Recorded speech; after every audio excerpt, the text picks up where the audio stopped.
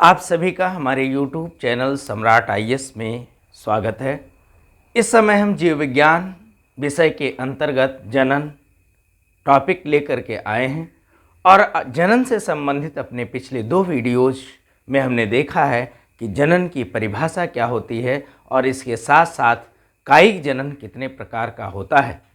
कायिक जनन के संबंध में हम आपसे डिस्कस कर रहे थे और हमने बताया था कि कायिक जनन मुख्यतः 2 प्रकार से होता है। एक प्राकृतिक विधि होती है और दूसरी कृत्रिम विधि होती है। प्राकृतिक विधि के अंतर्गत हमने देखा था कि कोई भी पौधा है किस प्रकार जड़, तना, पत्तियां, कलियां और पत्र कलिकाएं, कभी कभी पत्तियां भी नए पौधे का निर्माण कर देती हैं। और इसके बाद हमने कृत्रिम विधियों में देखा था कि कलम लगाना, रोपण, शाखा बंधन, कली लगाना, दाब विधि और दाब विधि के साथ साथ एक और विधि थी जिसे हमने कहा था गुटिंग।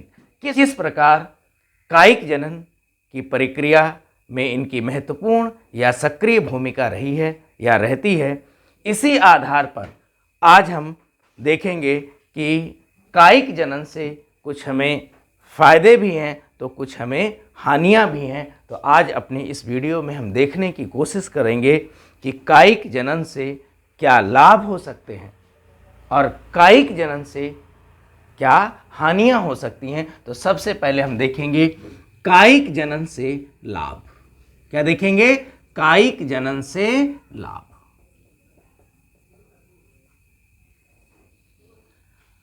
अगर हम कायिक जनन से लाभ की बात करें तो सबसे पहला लाभ क्या होता है कि कोई भी निम्न किस्म की प्रजाति है। क्या है? निम्न किस्म की प्रजाति। तो इस निम्न किस्म की प्रजाति के साथ साथ हम क्या कर सकते हैं? इस प्रजाति से उच्च जाति की प्रजाति का विकास कर सकते हैं। पिछले वीडियोज में हमने आपको बताया था कि जैसे मान लेते हैं कि कुछ ऐसी विधियां होती हैं, जैसे हमने बताया था एक विधि थी ग्राफ्टिंग। ग्राफ्टिंग में हमने क्या बताया था कि नीचे का जो पौधे का भाग होता है, जो तना और जड़ युक्त होता है, इस पर किसी हम दूसरे और अच्छी प्रजाति के पौधे को ला करके रोपित कर देते हैं। तो क्या है कि इससे जड़ इस पौधे की है जिसकी प्रजाति कम अच्छी है, लेकिन ऊपर का भाग क्या है? उच्च जाति युक्त भाग होता है और नए पौधे का क्या हो जाता है? निर्माण हो जाता है। इसी प्रकार हमने कली लगाने की विधि में कहा था कि कोई पुराना पौधा है, इसमें टी आकार का शेप देते हैं, कटाव करते हैं और किसी नए पौधे की, अच्छी प्रजाति के पौधे की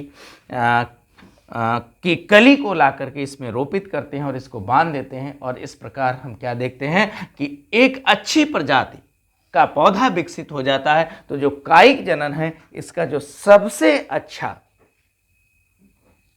लाभ जो दिखाई पड़ता है वो क्या है कि हम क्या करते हैं कि किसी निम्न प्रजाति के सहारे उच्च प्रजाति का क्या कर लेते हैं? विकास कर लेते हैं। दूसरा जो कायिक जनन का लाभ दिखाई पड़ता है वो क्या है कि जब भी कभी किसी नए पौधे का निर्माण होता है तो ये प्रक्रिया अत्यंत सरल होती है। क्या होती है? सरल होती है। जैसे हम आपको आगे बताएंगे कि जब लैंगिक जनन की प्रक्रिया होती है तो वहाँ पर नर और मादा युग्मक आते हैं, मिलते हैं, निषेचन होता है, जायगोट बनता है, फिर भ्रूण का विकास होता है। तो एक बहुत लंबी और अत्यंत जटिल प्रक्रिया है, लेकिन यहाँ पर ऐसा कुछ भी नहीं होता है। तो इस आधार पर कहा जाता है कि कायिक जनन क्या है? एक सरल प्रक्रिया होती है, जटिल प्रक्रिया नहीं होती है। जो दूसरा लाभ मुझे जहाँ तक समझ में आ रहा है कि जब भी कभी कायिक जनन होता है तो परागण जैसी प्रक्रिया में जो समय लगता है वह भी समय यहाँ पर नहीं लगता है। लैंगिक जनन में हम आपको बताएंगे कि परागकण किसी दूसरे या उसी प्रजाति के पुष्प पर पहुँचते हैं। कीट, पतंगे, वायु, ये सब कारक हैं जो परागकणों को ले जाते हैं और ऐसी प्रक्रिया में ये प्रक्रिया थोड़ी सी जटिल हो जाती है और समय भी लगता है। तो परागकण का जो बिखराव है या परागकण के जो डिस्पर्सल जैसी समस्याएं हैं वो यहाँ पर बिल्कुल भी नहीं होती हैं और किसी भी प्रजाति के पौधे के उसके शरीर से नए पौधे का निर्माण हो जाता है।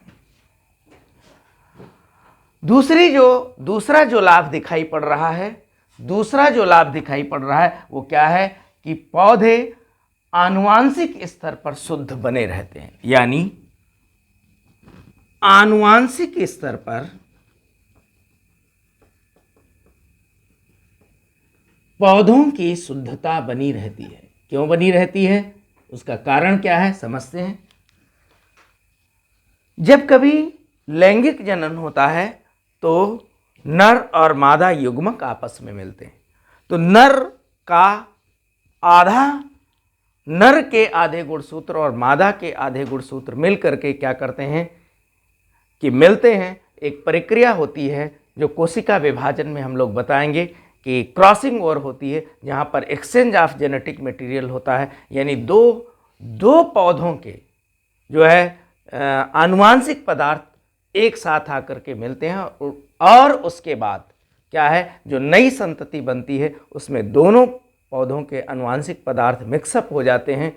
तो वहाँ पर आनुवांशिक शुद्धता नहीं बचती है। लेकिन यहाँ पर ऐसा कुछ नहीं है कि एक पौधा है, उसके किसी भाग से नए पौधे का निर्माण हो गया। इस प्रकार हम क्या देखते हैं कि जो कायिक जनन है, यहाँ पर आनुवांशिक स्तर पर क्या है, आनुवांशिक स्तर पर पौधों की शुद्धता बनी रहती है। अगला लाभ क्या है कायिक जनन का कि यदि कुछ पौधों को हम देख लें, जैसे गन्ना, जैसे केला, इनके बीज बनने में एक लंबा समय लगता है और अत्यंत कठिनाइयां आती हैं। तो इन कठिनाइयों का सामना कायिक जनन में नहीं करना पड़ता। सीधे क्या करते हैं कि किसी पौधे, जैसे गन्ना या केला है, तो क्या करते हैं कि या कलम लगाने की विधि है, सीधे क्या करते हैं कि उस पौधे के पार्ट से नए पौधे का निर्माण कर लेते हैं। तो इसका जो सबसे बड़ा फायदा क्या है कि मूल पौधा समाप्त होने से पूर्व ही हम नए पौधे का निर्माण कर लेते हैं। अगर ऐसा न होता तो शायद ऐसे पौधे जिनमें बीज या फल बहुत लंबे समय बाद बनते हैं या अत्यधिक कठिनाई से बनते हैं, तो उस पौधे की प्रजाति ही क्या होती, समाप्त हो जाती। तो इस प्रकार हम क्या देखते हैं कि कायिक जनन से हमें कुछ लाभ दिखाई पड़ते हैं, जहाँ पर हमने क्या बताया, निम्न किस्म की प्रजाति से उच्च किस्म की प्रजाति का विकास हो जाता है।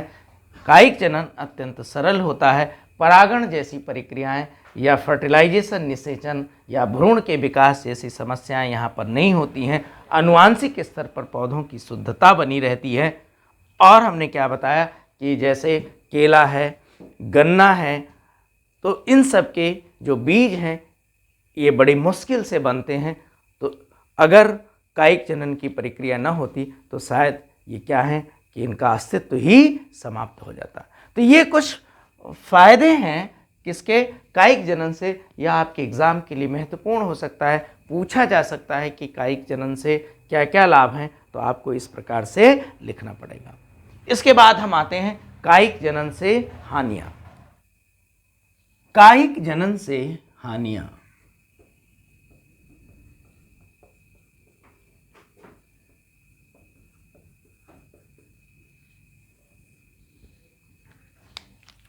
तो पहली बात क्या देखी जाती है कि पौधों में डिस्पर्सल या फैलाव कम होता है। इसको हम समझते हैं। हमने क्या बताया,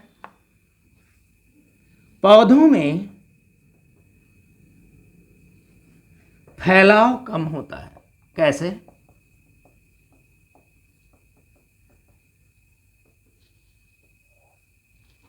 जैसे मान लेते हैं कि लैंगिक जनन की जब प्रक्रिया होती है तो परागकण क्या है, एक स्थान से दूसरे स्थान पर उड़ करके जाते हैं।